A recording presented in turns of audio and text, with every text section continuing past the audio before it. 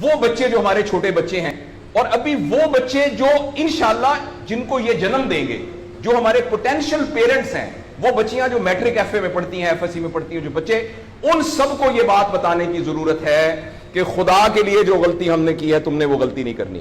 اپنے value system کو ٹھیک کرنا ہے. میں نے سر ایک سٹڈی کی, ابھی وہ جاری ہے, تقریباً 1800 بچوں سے میں نے پوچھا تم کس جیسا بننا چاہتے ہو, اور یہ 8 سال سے کم عمر کے بچے کے.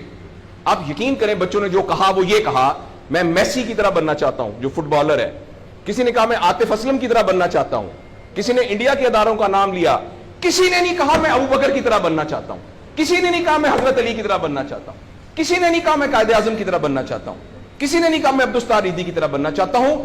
ایک بچی نے صرف کہا کہ میں حضرت فاطمہ کی طرح. میں نے اپنے یوٹیوب چینل پہ اس کا بچی کا انٹرویو لایا, چھوٹی سی بچی نے کہا میں پارک میں پھر رہی تھی, میں نے کہا بیٹا تم کیا بننا چاہتی ہو, کہتی میں حضرت فاطمہ کی طرح بننا چاہتی ہوں. تو میرے دوستو ہم نے اپنے بچوں کے رول ماڈل ہی غلط کر دیے ہیں. ہم نے, اس لیے مجھے اور آپ کو بہت سیریسلی اس بات پر غور کرنا ہے. میں آپ سے عرض کروں, ساؤتھ افریقہ میں تتلیاں ختم ہو رہی ہیں, لہٰذا تتلیوں کی نسل کو بچانا بڑا ضروری ہے.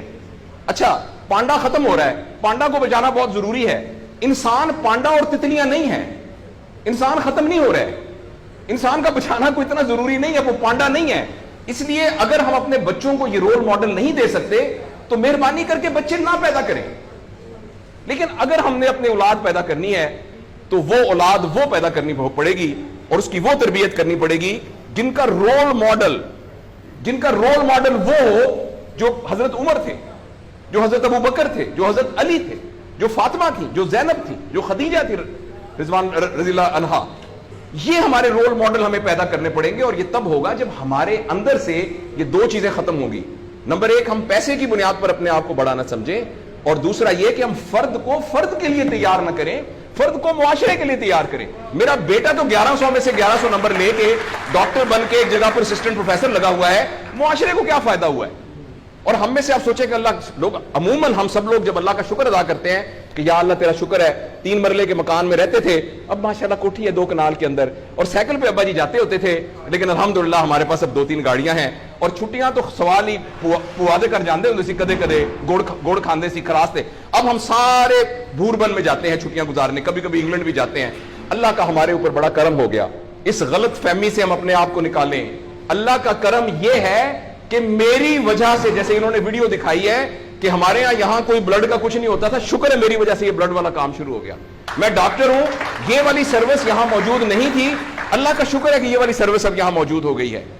اللہ کا شکر ہے یہ ہو رہا ہے. سروس اورینٹڈ جب تک ہم اپنے بچوں کو نہیں ڈیولپ کریں گے, اس وقت تک میں آپ کو بہت دکھ سے اعلان کرتا ہوں, بڑی ہی تکلیف کے ساتھ, میں بہت آپٹمسٹ آدمی ہوں, میں یونیورسٹیوں میں جاتا ہوں, کالج میں جاتا ہوں, بچوں سے بات کرتا ہوں, اگر ہم نے اگلے فوری طور پر اپنے بچوں کی تربیت پہ توجہ نہ دی, اگلے 10 سال میں ایک ایسی نسل آنے والی ہے جن کو چائلڈہڈ ڈپریشن ہوگی, جن کو سوئسائڈل تھاٹس آئیں گے, جن کی سیکسول ٹریننگ بہت بری ہوگی, اور جن کے اندر ریلیشن شپ پرابلمز ہوں گے. اور یہ ہونے والا ہے, ہماری آنکھوں کے سامنے ہونے والا ہے.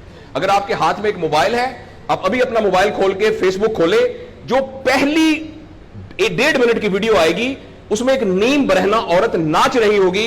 اگر آپ کے 8 سال کے بچے کو آپ نے موبائل دیا ہوا ہے, میں آپ کو یقین دلاتا ہوں اس نے ننگی عورتوں کو ناچتا ہوا دیکھ لیا ہے, اور وہ سارے ایکٹ جن کو منہ سے بیان کرتے ہوئے ہمیں شرم آتی ہے, وہ آپ کے 8 سال کا بیٹا اور 8 سال کی بیٹی دیکھ چکی ہے.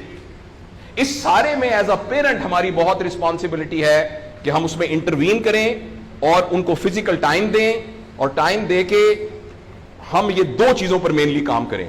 تو انشاءاللہ العزیز ہمیں امید ہے کہ معاشرہ بچ جائے گا.